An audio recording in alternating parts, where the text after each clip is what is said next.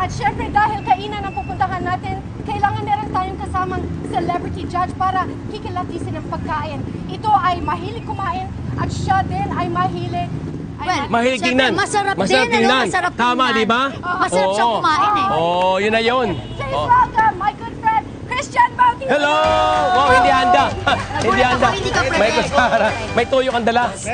Aba, akalain mo na. Alam mo ba, Christian, na si Chef Boy, executive chef at consultant ng mga malalaking restaurants, ng mga malalaking hotels, 5-star. But this time, ibibigay niya ang kanyang consultation for free para matulungan yung ating mga kababayan na maliliit na negosyante katulad nitong Lola Elis. Alam niyo ba, sikat na sikat ito dito sa May Kirikada, corner Felix Huertas. Dati akong taga dito. Kaya alam na alam ko, 25 years na itong nakatayo dito. 25 years? Yes. Talaga? O tara, kilalanin natin si Ma'am Mati, yung kanyang restaurant dito. Sige. Hot! Ma! Magandang umaga po. Welcome. Wow, Mami Lucy. Opo. Nanay! Aba, nakakagulat. Parang alam na alam niyong pupunta kami. Oy. Ah, talaga? Hindi halata, hindi halata. Ay, mas ready ho si Christian. May kutsara na Oo, halika. Masarap to ah. Wow, naku, matikman niya natin. Tingnan natin.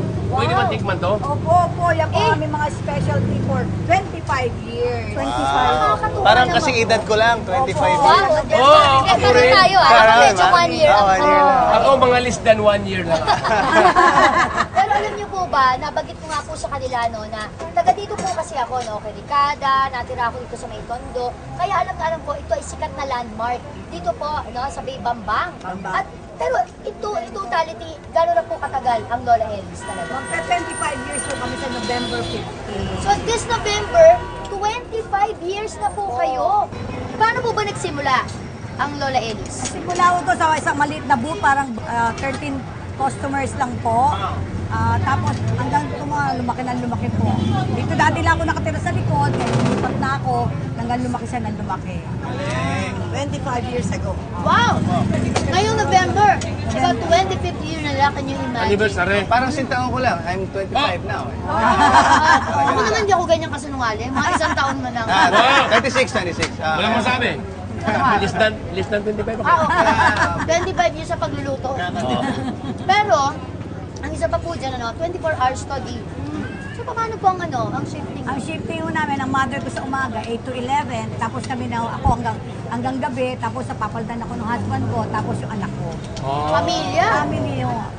At siguro tumagal siya ng 25 years dahil sa kasipagan nila. Of course naman. Saka nakatutok po kami talaga. Saka po yung lasa, hindi siguro nagbabago. Hindi yung ano, for nagbabago, 25 kumakain years. nun Ito si talaga. Ma'am Gladys. 25 years, tinan mga itsura nila, parang mga 20 lang. Ang fresh. Ito si nanay. Nay, how old are you? 75. Oh! Hindi naman ang skin na nanay. Oh. Naman. Pero alam mo ba, isa pa sa celebrity na talaga namang kumakain dito, Mr. Robin Padilla. Diba, Nay? Picture ba? May picture? Oo, diba? May picture. Maraming kumakain. Marami. Marami artista. Si Boy Logro. Eric Quezon, Si Christian Dennis Bautista. Padilla. Bravo. Saka hindi dito si Nino Mulak. Mag-end Oh. pa lang sila nung ano niya. Lahat. Siya nga nagturo dito eh. So ito po dito sa Bambang Corner Felix Huertas. Ayan, famous landmark yan dito, Chef Boy. At ito